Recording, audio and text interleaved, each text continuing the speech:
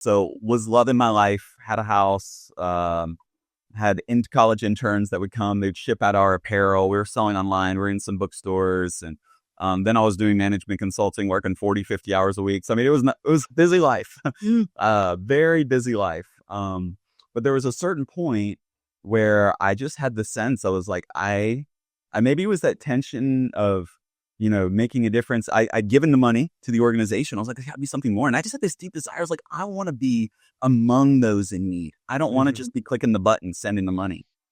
And so long story short, I became a crazy person. Some people may say, I ended up putting in notice at the consulting firm where things were going excellent, that I would be leaving 3 months later.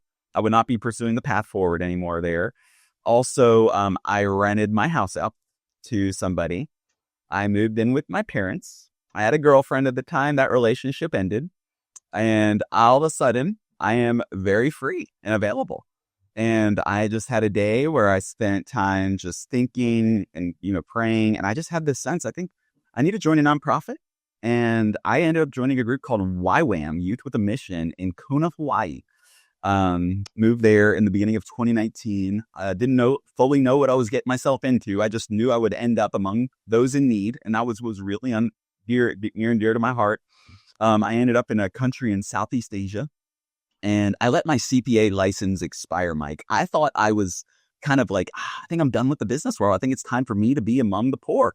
I've kind of done my stint in the business world now. And, I think that old little thought in the back of my mind of like, now I'll walk in that highest level calling. I will be honest. I think I still had a little remnant of that.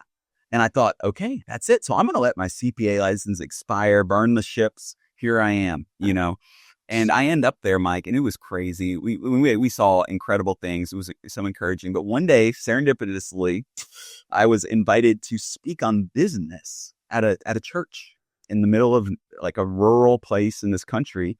And I was like, business? Wait a sec, what? And I ended up being with 13 young people. I still have a picture of it today. It motivated me through my whole PhD program.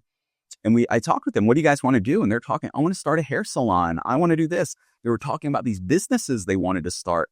And it just woke something up inside of me. I was like, yes, you guys can do this. So I'm inspiring them, encouraging them. Let me tell you about an org structure. Let me tell you about what a chief marketing officer would do, a CEO would do. I'm like breaking them out. I'm like, you're a CEO, you're a CFO, explaining it all. Well, I get pulled aside by one of the leaders. And then it dawns on me, these dreams that they're talking about are not going to come to pass.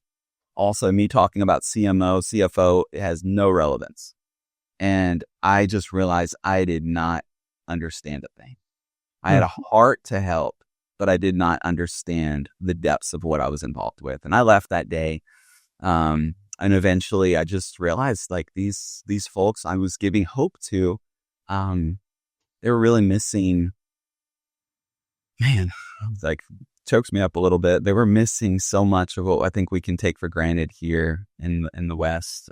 Education, opportunities. I quickly learned that, in their environment, in their context, if you engage in business, it's often assumed that you're involved in drug trade, human trafficking, weapons trade. So people are often fearful of going into the business world there, starting a business. And I just remember one of the leaders reaching out to me one night, and he said, we really need people like you to come back here to teach our people. We can't do it ourselves. We'll be judged. But if we can have an outside person come here, and man, I just broke down in tears. And I just thought like, man, I just remember thinking if I could give them just a fraction of the knowledge and skills that I have, what could this do for them? And thankfully, during that trip, I got connected with an organization that helps people start businesses in that part of the world.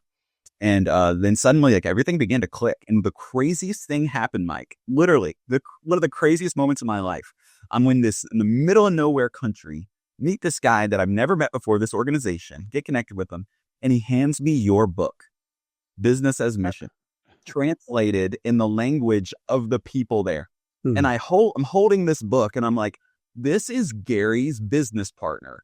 How do you have this book? Like, I'm in the middle of nowhere right now. And we began to talk and he said, oh, Mike helped us with our organization. Like some aspects of it, getting it going. And I'm like, this world is really small right now. It is true. It just blew my mind. And long story short, I finished YWAM and they invite me to come on a business as mission trip with them. I was like, I don't even know what this fully is, but I'm up for it. And I got to meet with these entrepreneurs face to face and train them with business, accounting, and things like this. I heard their heart for how they wanted to transform the world through their businesses, and things just began to click. And I thought, wait a second, business training, not just business, but business training can be a way to truly impact the world. And then right after that, I came back from the country, and then I got invited to go to Kosovo with Gary. Christopher invited me on a trip to Kosovo. I went on a similar trip like this, and it just clicked on even more. I saw similar needs, and then it was after that I got on the phone with you and Gary and started talking, and I was sharing about this vision of getting a PhD potentially, but I was just torn still. I was like, I could stay in the field, work with YWAM and do these kinds of things here, among the poor, see the impact I'm making, or I could go study and drive insights. And what you shared with me, or I remember, was, if you go get your PhD, you can learn things and end up on a platform to be a voice to government leaders, to be a voice to nonprofit leaders, to be a voice to business owners that could lead to widespread transformational impacts. Absolutely, you can go back on the field and reach the 10, the 20. That would be amazing, but maybe there's a calling for you to come back to the States and get your PhD. And you were so graciously connected me with professors, and I interviewed them. And at the end of it, I realized, I think this is what I want to do. I met with one of the YWAM leaders in Hawaii, Asano Park and Kona. He encouraged me greatly. And I just realized, what I think I'm going to do? I'm going to get this PhD, pursue it with a vision of one day raising up the next generation of business leaders with a sense of purpose, college campus, and do research that would hopefully end to serve these folks in need in the developing part of the world. And I kept that picture of those 13 young people on my iPad through my PhD program just to remind me why I was in it. So it wasn't just for me to become this super smart person or successful, but literally I just want to be somebody that's on mission with a purpose to help those in need. So that was a bit of my journey to becoming an academic. And I think one of the biggest things I've taken away from that journey is that business is a legitimate path to purpose. It's not a second-class calling. It took me going to among the poor for me to realize how serious for-profit business can be in terms of alleviating poverty, in terms of making an impact in communities. And it took a journey. It took about 15 years, or maybe 15. Maybe it was 10, 12. Yes, some amount. It took a significant amount of time for it to finally click for me that, to make a difference, you don't have to go overseas. You can, but you don't have to do that. And so I've even heard it said, some people go to foreign countries to make an impact, but some of them are just simply living in another location. They don't really have a calling. And I think, there are those that are truly called there, but I just encourage people to find their calling and don't do good just because others expect you to, or don't do it a certain way just because there's these expectations, but truly be authentic. And so it's fascinating to me, Sean, as you're sharing this, because I know for me, my journey was similar. I was a pastor for 15 years, and then I went into business because I was tired of people. They wouldn't come into the church. I need to go where they were. I need to be what they were. So I went into business and did that for another 10 years, and it was 25 years total before God led me into Kyrgyzstan, where these two things came together. Similar story. I took longer because I'm slower, but I hear this a lot, and I hope some of the younger people listening to this podcast will remember you're not going to get there overnight. This is a journey, and God took you on this journey, and He walked you through it. He remained and still on the journey. Still on the journey. I'll talk to you in a year. Yeah, I'll talk to you in a year, and you're going to come back with it. And let me tell you what He showed me this time.